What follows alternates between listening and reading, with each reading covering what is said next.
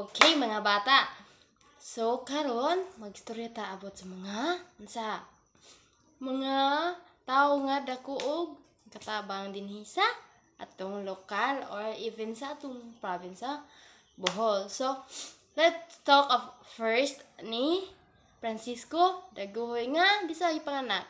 Ipanganak dito sa Inabanga, Bohol nga maoy na nangulo or siya nagda sa himagsikan sa Kastila sa taas nga higayon.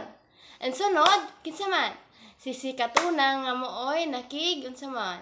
Naghiwa si iyang diri puso para makig kanang nay kasunduan ni Miguel Lopez de Legazpi nga usa ka Kastila aron na ay dili mag-away para na kasunduan ang ato ang province nga Bohol.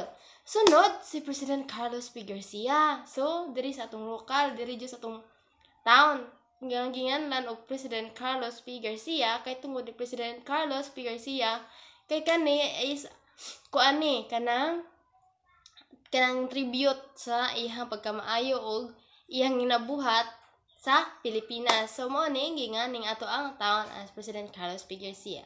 So, karon class, nasabtan na ninyo kinsa ang mga tao nga dapat atuhang himuong model sa or ato ang gaano importansya tungod sa ilhang mga nabuhat.